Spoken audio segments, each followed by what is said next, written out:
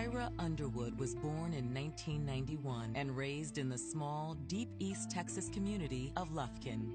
And in this conservative community, Tyra, or Ty as her friends knew her, certainly stood out.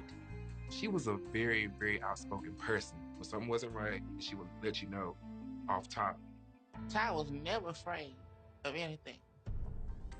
With confidence through the roof, Ty went after everything she wanted with gusto.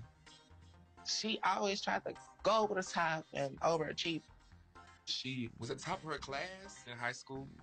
When Ty graduated, she set her sights on a career in the medical field, and first she trained as a certified nurse's assistant. She went and got her license to be a phlebotomist, actually, also, too.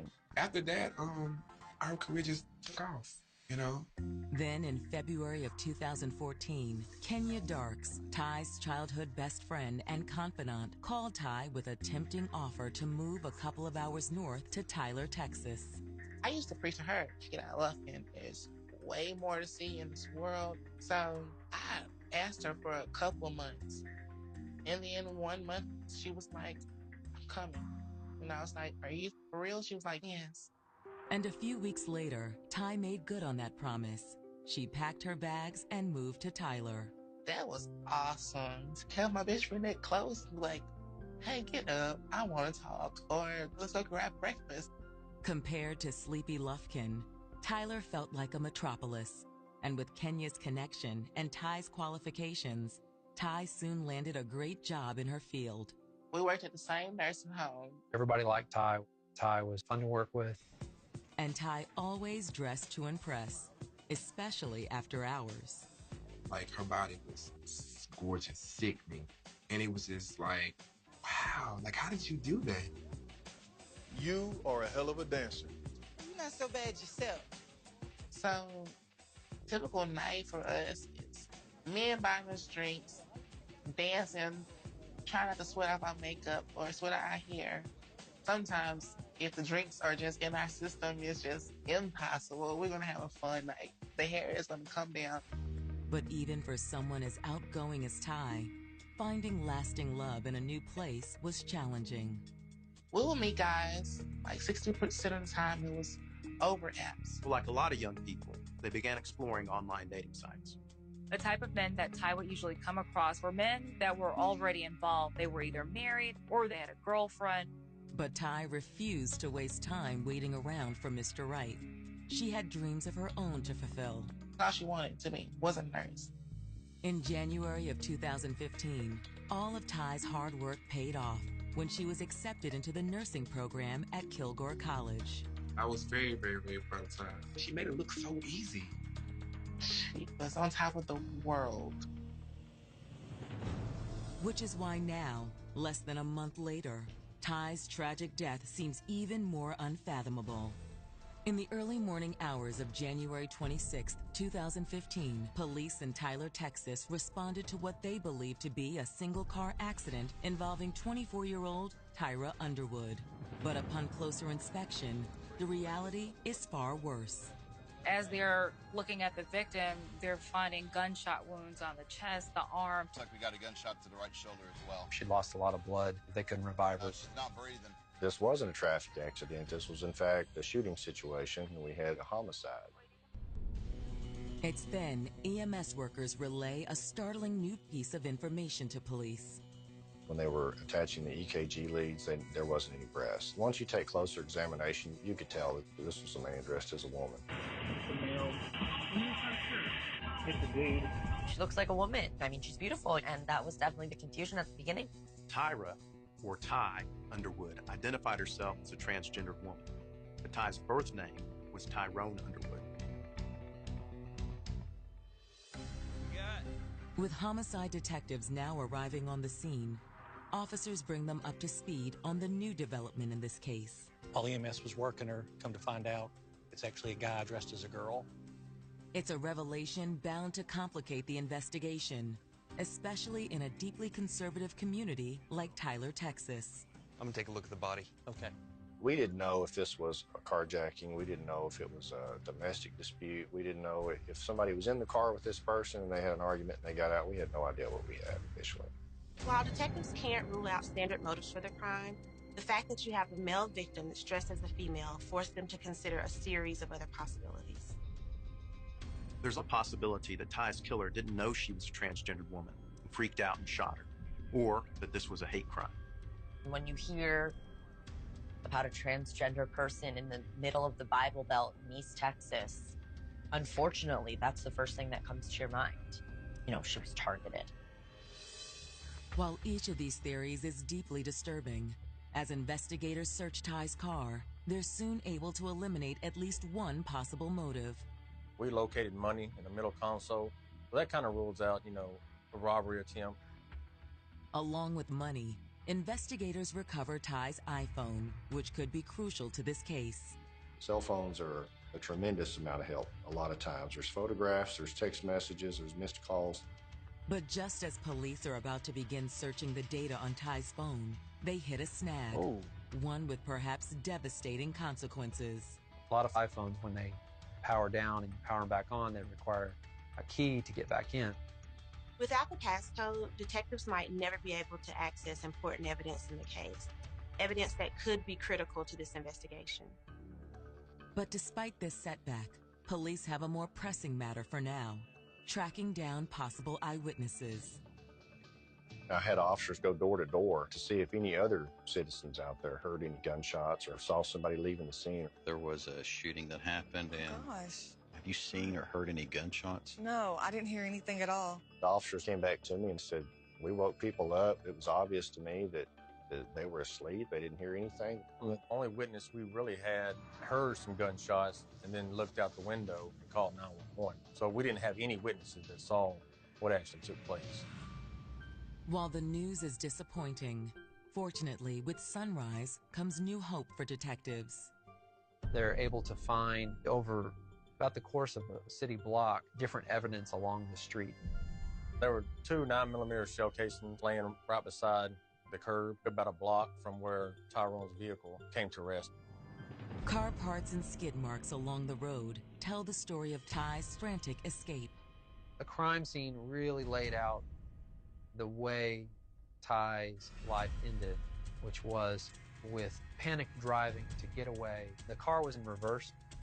He hits a curb, damages both passenger tires. He keeps driving and then hits a mailbox and knocks his mirror off, and then continues to back up. His car spun around, hit the curb, and got stuck in the mud. They bled out and they passed away. An examination of the outside of Ty's car leads investigators to believe one of 2 conclusions. Ty was shot multiple times, but there was only one bullet hole on the outside of the car, and the windows were intact, which means that Ty's shooter was either inside the vehicle with Ty or outside the car and the doors were open. That could indicate that Ty knew the shooter. They swabbed the places where you would expect if the shooter had been in the car, they would have left their DNA. The seat belt, the door handle, center console. But as police conduct one final sweep of the vehicle, they find something else. We located a name in the glove box of Kedrick Darks. Police knew nothing about this man or his relationship to Ty, but they hoped he could give them information about the victim. There is also the possibility that this could be the shooter. Let's do it. Later that morning, investigators knock on Kedrick's apartment door. Hey, I'm gonna take the bill over Ty Police Department. Can I talk to you for a minute? The detectives say that they're looking for Kedrick Darks, and this individual says, "That's me, but I also go by Kenya." They say, "May we come in?" And I paused for a couple seconds. And I was like, "Sure, come in." After learning that Kenya is Ty's roommate, detectives reveal why they're there. Something happened early this morning. We don't know everything that's happened, but we believe that Ty, you call him Ty, was killed early this morning. You're lying to me. Killed what? My friend is dead? And at first, I was like, "Are you for real?" He was like, "Yeah, I wouldn't be standing in front of you if this was a joke." When we told Kedrick that Tyrone was deceased, you could tell that Kedrick was very emotional. I wake up and my best friend is not there. Like, what movie am I living? What role am I playing right now? Because this is not my life. Kenya's genuine shock conveyed to detectives that this was not a suspect, but a grief-stricken friend, and possibly a key source of information to the investigation. I'm gonna need your help. Just give me a second. Can I answer any of y'all questions? Just let me pull myself together. That's fine. And it was like, we're leaving up to you to tell the family. You can call them, let them know. Meet us downtown the next 30 minutes. Calling Ty's mom is the hardest thing Kenya has ever had to do. I told her they found Ty dead in her car shop to death. And she immediately starts screaming and hollering. And she drops the phone. Her coworker picks up the phone and asks me what's going on. And I tell her. She screams and tells me that they're on their way. Determined to help catch Ty's killer, Kenya hurries to the Tyler Police Department. I just want to know who it is. I answered them. That's what we're trying to get about. Detectives begin their questioning by trying to learn more about Ty and Kenya's lifestyle. According to Kenya, she and Ty made the decision to live as women during high school. We always knew that we were different, but it was like our junior year when we actually make up in our mind that, hey, this is what we are. Although Ty and Kenya sexually identified as women, they made a conscious decision not to alter their bodies surgically or hormonally, so they were still biologically male. Ty's mother was fully supportive, but she was also very scared for Ty. The mother, she cried, and Ty asked her, why did she cry? And she was like, because of the danger and people who are so cruel. She always used to say, just be careful, y'all. Be careful whatever you do. We made a pact that we will not be enemies without him knowing the truth because of the fact it's so dangerous. Kenya tells detectives that she and Ty met most of their dates on the internet. Social media and the dating apps allowed her to communicate with these people often and see if they were genuinely interested in her or something else. While Ty's online presence afforded her a certain degree of freedom and anonymity, detectives know it also might have exposed her to something else. The danger of online dating is that you never really know the individual that you're talking to until you meet them face to face, and that can potentially expose someone to a very dangerous situation. Had Ty fallen victim to such an encounter? They asked Kenya when was the last time she saw Ty alive. Kenya says they spent most of the evening together. I had just seen Ty. It was no later than 12:45-ish. So I thought she was going to sleep or something. So you never heard her leave? Like I said, I had no clue my homegirl was gone. But after detectives revealed the location where Ty's body was found, the conversation shifts. The detective mentioned that the shooting happened on 24th Street in Tyler. What would Ty be doing out there that late? Still friend at Texas College. Is that by Texas College? And I was like, she have a guy friend that she's been seeing for like a month that goes to Texas College. He was a football player. This dude named Carlton. After finishing the interview with Kenya, detectives head to Texas College to determine if there's a student athlete on the team that goes by the name Carlton. We really wanted to talk to Carlton to find out what he knew about Tyrone and why Tyrone was up in the north part of town. But with only a first name in hand, they need the university administration's help. We ended up contacting the president of the college. He got us a list of all football players. Sure enough, there's a Carlton on the football team. They asked Carlton to come to the office so the investigators could talk to him. In a private conference room, detectives begin the conversation with a simple question. You know a girl named Tyra? We asked him the name of Tyra, because that's what Tyrone went as.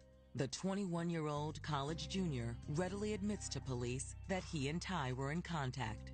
He said he met her a couple of times and just pretty much talked on an app on his tablet called Kick. You ever had sex with her? No, at all. We just talked. He said they had a fairly distant relationship. Given Carlton's response, detectives wonder how much this strapping football player really knew about Ty. They ask if Carlton knows that Ty was really a man. Her real name is Tyrone. That's a dude. That's a guy. It's kind of crazy. You know she's a male. I've seen her 2 times. I'm sitting here still confused, like, damn, I don't know what's going on.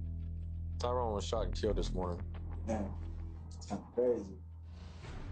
For Carlton, the timing of Ty's death is particularly troubling. He says he and Ty originally made plans to meet that night. She was like, I'm finna come up and meet you now. Like, well, you better hurry if I go to sleep. What time was that? I think it was like around 11. But Carlton says that not long after their conversation, he fell asleep, and that he hadn't seen or spoken to Ty since. To detectives, Carlton seems like a young man with nothing to hide. Carlton answered the questions freely, or he said he never left the dorm room. You wouldn't mind giving us a swab of your DNA, would you? Yeah. They didn't have any reason to detain him. We're going to still keep investigating, and if something comes up, then you know I'll be back over here. I'll be right here. It's your job. 24 hours into their investigation, detectives are growing increasingly desperate for a viable lead. So they turn to the one piece of evidence in their possession that could make or break their case. If detectives can access Ty's phone, the data inside could well be the key to unlocking her killer's identity. We charged the phone up, and once it was charged up, it was locked. Police have only 10 chances to guess the correct password before the phone locks them out forever.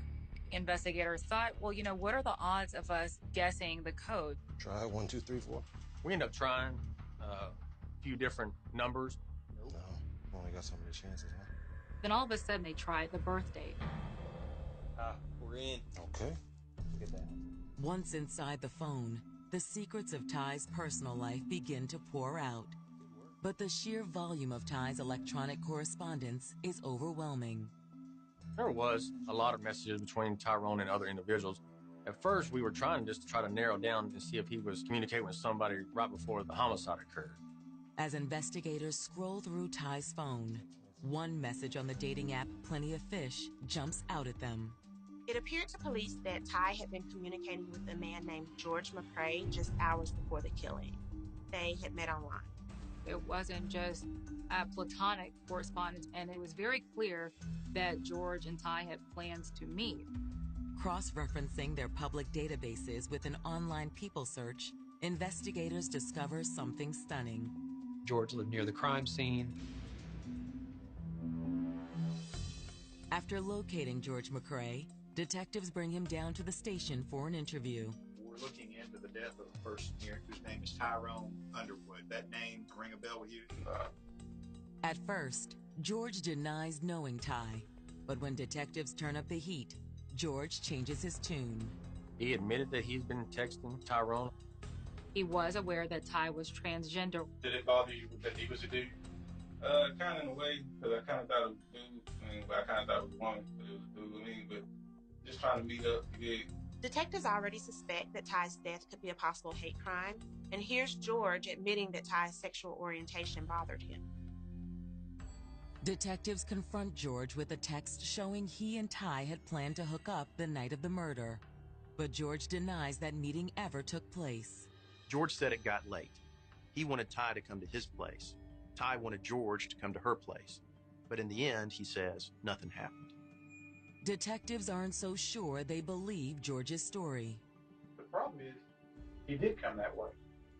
He was damn loud. You know where he's killed? About 8 blocks from your house. I never get his person address. How do we know that? Even a lie detector and asked me, did I see him that night? Would you do that for me? Yeah, let's go. Really? I'm trying to get the hell out of here, man. So investigators strapped George up to a polygraph machine, and sure enough, he passed with flying colors. They let him go. With George McCrae seemingly eliminated as a suspect, and with no arrest in sight, fear is mounting in Tyler's LGBTQ community. There was a real fear that this was a hate crime, and the killer could strike again. In the coming days, community activists band together to ensure Ty's unsolved murder remains front-page news. There was a big outpouring of support from the LGBTQ community here in East Texas. It's tragic that this happened to one of us, but we're giving awareness. It's not going to be overlooked because she's a transgender woman. But despite everyone's suspicions as to what prompted this murder, police remain reluctant to lock onto one motive. Ty was always very forthcoming about being transgender. So while it's possible that this was a hate crime, it's also possible that Ty's killer knew about her sexual orientation and didn't care. But as police know, there's one person who is denied knowing that Ty was transgender, and that was Carlton Champion. When police speak to Kenya Darks again, Ty's roommate and close confidant makes it clear to investigators that Ty believed there was something special about Carlton. She came to me about this guy. They met on an app called Kick. She always wanted an athlete, so that's another reason why I think she was so turned on to him, because he was an athlete. She was like, bling, bling, bling, bling, bling, bling, happy, happy, happy. But Kenya doesn't stop there. According to her, she had met Ty's man crush on at least one occasion. He came over to the house. Like, she went and got him from the college, because he didn't have a car at the time. At least the way Kenya paints it, it sure sounds like Carlton and Ty weren't just mere acquaintances. There's much more to this story. To verify, detectives speak to Carlton's friends and teammates, but unfortunately, none of them can offer much help. Looking to gather more information, detectives decide to pay a visit to his family in Longview. When the detectives talked to his father, they asked if Carlton was homosexual, and his father said they didn't believe his son to be homosexual. Now that you mention it, he never really brought any girls around or anything like that. No one in Carlton's family seems to know much about his dating habits, but they do provide detectives with additional insight into Carlton's past. They explain they are not Carlton's biological family, but rather the foster family who helped lift Carlton out of a violent, poverty-stricken childhood. He had a troubled childhood. His mother had an addiction problem. His father was in and out of prison. But Carlton's fortune apparently changed after he was placed in a boys' home in Baytown, Texas as a young child. He made a friend at school, and fortunately, the friend's family liked him and became his new foster family. He was a part of the family. We got him ready for prom, graduation. He got disciplined. Carlton was given a new start, if you will. He starts to come into his own in a good way. And while Carlton's foster family says he struggled at first academically, he never gave up, keeping his eyes on the prize. He wanted to be a football star. He's an awesome athlete. He has potential to go to the NFL. He was a great athlete, and eventually his dedication to the sport and his schoolwork paid off. He had gotten a scholarship to Texas College. Being accepted into the football team, it seemed as if he was on the path to making his dreams come true. To police, this hardly seems like the portrait of a would-be killer. He had his life going in a good direction. Carlton had told police in his interview that he really didn't know Ty all that well and denied ever hooking up with her. But Kenya said the pair had been spending a lot of time together and that Ty was head over heels in love with Carlton. In light of the discrepancy, detectives set out to confirm Carlton's alibi. Carlton had told the police that he had been in his dorm room all night and he hadn't left. So authorities decided to get surveillance video from the dorm as well as the front gate. As police scroll through the dorm camera footage, one clip at 2:37 a.m. on the night of January 26th stops them dead in their tracks. Look what we have here. They were able to get video of Carlton leaving his dorm room about 10 minutes before the murder and coming back to the dorm room about 5 minutes after the murder. Given this tight window, detectives walked the half-mile route to confirm whether Carlton had sufficient time to commit the killing. He had enough time to walk across the street, get in Ty's car in maybe 3 or 4 minutes, then step out, pull the trigger, and then run back to the campus. There was enough time to commit the murder. There wasn't any extra time. There's one other question the dormitory surveillance tape doesn't answer: whether or not Carlton ever left campus property the night of the murder. The campus police couldn't locate the security footage from the front gate showing Carlton actually leaving campus that night. So at this point, it's all speculative. In a bizarre twist of fate, the footage cuts out during the precise window that Carlton would have had the opportunity to commit the crime. Detectives needed to find out what happened to that footage. While one officer confers with campus security about the missing surveillance tape, another works to recover the correspondence between Carlton and Ty that took place on the messaging platform Kik. And it's hardly the innocent platonic conversation Carlton claimed he had with the victim. There was communication between both of them for a few weeks. Within 24 hours, it went from texting to sexting. The first request from Ty is send me a pic, and Carlton sent a picture of his face. And Ty says, no, not that kind of pic. And Carlton then sent a picture of his genitals. It was clear there had been some sexual relations. sexual relationship was much more intimate than he wanted to admit. They just couldn't keep their hands off each other. He was like the little engine that could. Like, he didn't stop. And she was satisfied, didn't have no complaints at all. At all. But as police continue to scroll through Ty and Carlton's racy messages, one thing becomes clear. A couple of weeks into their relationship, the messages grow more heated, especially after Ty's feelings for Carlton started to deepen. After a few sexual encounters, Ty starts to notice that Carlton's not responding as quickly. When Carlton wouldn't answer her, she would get upset, where he was, what he was doing. It was obvious that she wanted something serious, and it's obvious he did not. Carlton even actually tells Tyrone that they may need to take some time off with each other. Yet Ty refused to give up. Just hours before her murder, Ty texted Carlton insisting they meet up. She said, I'm going to come to the college and you're going to come meet me. He said, no, you're not coming up here. Carlton was very adamant on those messages. He didn't want his football teammates, his coaches, his friends to know what was going on. He wanted that to be a secret between him and Ty, and she seems fed up with keeping secrets.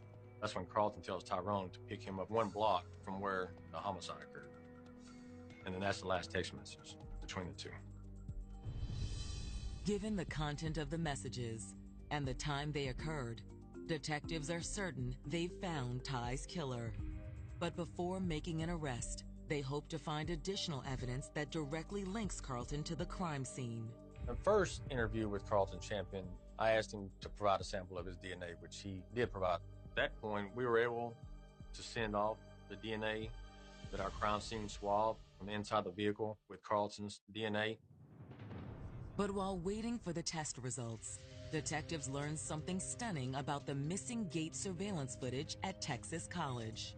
But footage from the school's rear gate that would conclusively show Carlton leaving campus has gone missing, and it appears as though someone has tampered with the camera. They thought perhaps somebody had helped Carlton Champion by turning off the cameras. They were wondering if Carlton had an accomplice. But after the technicians checked out the cameras, it was revealed that it was actually computer glitched. It just kind of turned out to be a coincidence. But what doesn't seem so coincidental are the findings from the state's forensic lab regarding the DNA investigators collected from Carlton Champion 1 week earlier. We asked him, had he ever been in Tyrone's vehicle? And he says no. But Carlton Champion's DNA was found inside the passenger side of that vehicle, inside passenger door latch and the front passenger seat belt. That DNA was the strongest piece of evidence they had. It's what tied him to the crime scene. At that point, detectives had more than enough evidence to arrest and charge Carlton with first-degree murder. For Ty's friends and family, it's a relief that her killer is finally behind bars. I was very excited. I was like, yes, now let's get justice. At that time, everybody was raising their eyebrows like, okay, yeah, we get it now. It's not a hate crime. It's not nothing like that. This is some love affair gone wrong, literally. With their perp now in custody, detectives hope Carlton's ready to talk. It's hard to deny some of the things that we had. We got you leaving the door. You get in the car because your DNA's in the car. But there's a reason behind it. This would be a good time to let us know. I'm hungry, sir. I don't care if you're hungry. Be quiet. Thank God, thanks. He acted like it was a joke throughout the entire interview. He acted like he didn't care. He wasn't worried. Even when they tell him his DNA is in the car. Those 40, 50 years going to be tough on you. But maybe there's a reason for Carlton's confidence. When his murder trial begins on December 15th, 2015, prosecutors know they have their work cut out for them. Smith County is a very conservative county. That generally means that they disapprove of lifestyles like Ty's. So the struggle was to explain to jurors the lifestyle that Ty had in a way that they wouldn't find offensive and that they could understand the lifestyle and still hold Carlton accountable. From the beginning, he told the jury that this man killed Ty because he was ashamed of who she was and who he was. What we do know is he was doing something with Ty, and he was not ready for it to be public. Prosecutors say Carlton's fear of being outed by Ty is what drove him to murder. So you think you just gonna do me like this? When Tyrone says, I'm coming up there, then Carlton has no other choice but to go meet him. What we end up believing is that Tyrone picked up Carlton, and there's some type of argument. And then Carlton pulls his gun out and shoots Tyrone.